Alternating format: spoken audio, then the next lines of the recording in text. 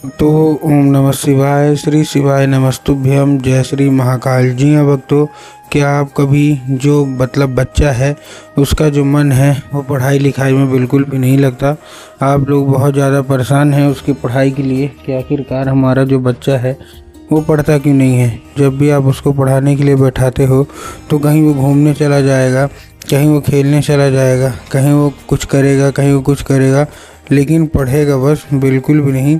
आपको समझ में भी नहीं आता कि आखिर ऐसा क्या हो गया जिसके कारण आपका जो बच्चा है वो बिल्कुल भी नहीं पढ़ता। तो आपको परेशान होने की बिल्कुल भी आवश्यकता नहीं है, क्योंकि आज जो मैं आपको उपाय बताने वाला हूँ, अगर आपने उसको ध्यान से सुन के और अच्छे तरीके से कर लिया तो अवश्य रूप से सारी की सारी इच्छा, सारी की सारी जो मनोकामना है वो भी पूरी होगी ही होगी, और आपका जो बच्चा है वो अवश्य रूप से पढ़ाई की ओर आकर्षित होगा ही होगा। क्या करना है, कैसे करना है, पूरा बताने वाला हूँ और अच्छे तरीके से आपको समझाने वाला हूँ। तो बस उपाय ध्यान से सुन के अच्छे से करिएगा ज़रूर। तो देखिए, जो हमारा सबसे पहला उपाय है, इस उपाय में आपको सबसे पहले लेना है 3 काली तिल। ठीक है ना, क्या लेना है? 3 काली तिल। ठीक ना। अब देखिए, जब 3 काली तिल लिए, साथ में आपको चाहिए 1 धतूरा। ठीक, तो ले लिए 3 काली तिल के साथ साथ 1 धतूरा ले लिए। धतूरा लेने के बाद आपको करना क्या है, जैसे आपने धतूरा लिया, धतूरा लेने के बाद आपको अपने बच्चे के हाथ में दे देना है और उसको भेज देना है कहाँ? सीधा सीधा शिव मंदिर। अब जैसे ही आपका बच्चा शिव मंदिर पहुँचेगा, शिव मंदिर पहुँचने के बाद आप उसको क्या बोलना है कि दक्षिण दिशा में खड़ा हो जाए और उत्तर की ओर अपना चेहरा कर ले। अब देखिए, दक्षिण और उत्तर में ना बहुत सारे लोग कंफ्यूज होते हैं कि दक्षिण क्या है, उत्तर क्या है। हमको थोड़ा साफ साफ बताओ। तब गुरुदेव ने साफ साफ बताया है कि आप जिस भी शिव मंदिर जा रहे हैं उस शिव मंदिर का जिधर साइड जलाधारी होगा, आपको अपना चेहरा उधर साइड करके खड़े हो जाना है। ठीक, खड़े हो गए। खड़े होने के बाद आपको क्या करना है, एक नाम लेके, कौन सा? महादेव का बहुत ही सुंदर सा नाम है, श्रम्भेश्वर महादेव। तो आपको करना क्या है, आपको श्रम्भेश्वर महादेव का नाम लेके और उन्हीं का स्मरण करके आपको चुपचाप क्या कर देना है, अर्पित कर देना है बस। पूज्य गुरुदेव कहते हैं कि अगर आपने ऐसा कर लिया और आपके बच्चे ने ऐसा कर लिया तो अवश्य रूप से सारी की सारी जो इच्छा है, सारी की सारी जो मनोकामना है ना, वो अवश्य रूप से पूरी होगी ही होगी। और आपका जो भी बच्चा है जिसका भी मन पढ़ाई लिखाई में नहीं लगता, अवश्य रूप से उसका जो मन है, जो इच्छा है, वो पढ़ाई की ओर आकर्षित होगी ही होगी। ये था पहला उपाय। अब हम चलते हैं अपने दूसरे उपाय की ओर। अब देखिए, जो हमारा दूसरा उपाय है, दूसरे उपाय में आपको करना क्या है, जो हमारा दूसरा उपाय है, इस उपाय में सबसे सिंपल सा आपको एक काम करना है। क्या काम करना है? आपको लेना है, सबसे पहले आपको क्या चाहिए, आपको चाहिए आपके घर में माता सरस्वती की फ़ोटो या मूर्ति। तो आपने ले लिया।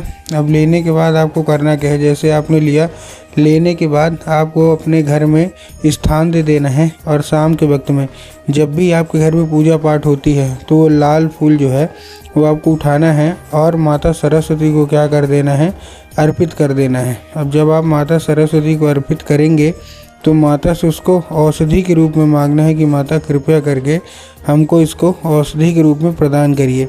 अब क्या होगा, अब ये औषधि का रूप ले लेगा। अब आपको क्या करना है, उसी रात जब आपका बच्चा अच्छे तरीके से खाना पीना खा के सो जाए तो आपको वो जो लाल फूल है वो उठाना है और माता सरस्वती के उठाना है और माता सरस्वती के चरणों से उठा के अपने बच्चे के माथे पे 2 से 3 बार आपको क्या कर देना है, फेर देना है बस। पूज्य गुरुदेव कहते हैं कि अगर आपने ऐसा कर लिया तो अवश्य रूप से सारी की सारी इच्छा, मनोकामना जो है वो पूरी होगी ही होगी और आपके बच्चे के शरीर में चुपचाप माता सरस्वती का क्या हो जाएगा, आगमन जो है वो हो जाने वाला है। ये था दूसरा उपाय। एक हम चलते हैं तीसरा उपाय सुनते हैं। इस उपाय में आपको एक पान का पत्ता चाहिए। क्या चाहिए? एक पान का पत्ता। और पान के पत्ते के ऊपर आपको क्या चाहिए, शहद का लेपन चाहिए। ठीक, तो पान के पत्ते के ऊपर आपको क्या करना है, शहद का लेपन कर देना है। ठीक, कर दिया। करने के बाद आपको केवल और केवल एक काम करना है, आपको अपने बच्चे के हाथ में देना है। अब देखिए, सबसे पहले तो पान के पत्ते के किस ओर आपको शहद का लेपन करना है, ये भी एक सोचने वाली बात है। बहुत सारे लोग कंफ्यूज भी होते हैं कि आखिर चिकने साइड करें कि खुरदुरे साइड करें। तब गुरुदेव ने साफ साफ बताया है कि आपको चिकने साइड ही करना है। ठीक, कर दिया। अब करने के बाद आपको करना क्या है, जैसे आपने किया, करने के बाद आपको चुपचाप केवल एक काम करना है। क्या काम करना है, अपने बच्चे के हाथ में दे के उसको भेजिए सीधे सीधे शिव मंदिर। और शिव मंदिर को भेजने के बाद आपको उसको बोलिएगा कि नंदी का एक पैर होता है आगे का, जो कि उठा हुआ होता है। तो आपको क्या करना है, नंदी के उठे हुए पैर में आपको नंदीश्वर महादेव का नाम लेके और उन्हीं का स्मरण करके आपको चुपचाप क्या कर देना है, अर्पित करना है। अर्पित करने के बाद उसको औषधि के रूप में मांगना है कि कृपया करके हमको इसको औषधि के रूप में प्रदान करिए। अब क्या होगा, अब ये औषधि का रूप ले लेगा। अब बस आपको करना क्या है, 5 मिनट तक आपको खड़े रहना है और वो जो थोड़ा सा जो शहद है ना, उसको अपने हाथ में फिर से लगाना है और लेके वो शहद चले आना है। शहद लाने के बाद उसको क्या करिएगा कि जो भी आपकी कॉपी किताब है, ठीक है ना, उसमें आपको लगा देना है। ठीक, 3 उपाय। अब मैं जो उपाय बताने वाला हूँ वो बहुत ही बड़ा उपाय मैं बताने वाला हूँ। जितने भी बच्चों ने इसको किया है, अवश्य रूप से उसकी इच्छा मनोकामना जो है ना, वो पूरी हुई ही हुई है। ठीक है, अब हम चलते हैं उस उपाय की ओर। इस उपाय में आपको लेना है कच्चा दूध। और कच्चा दूध लेके कहाँ पहुँचना है, आपके दिमाग में आगे जाएंगे बाबा भोलेनाथ के मंदिर पहुँच जाएंगे, जो कि गलत है। आपको बाबा भोलेनाथ के मंदिर नहीं जाना है। आपको कहाँ जाना है, आपको जाना है बरगद के पेड़ के नीचे। ठीक, बरगद के पेड़ के नीचे पहुंच गए।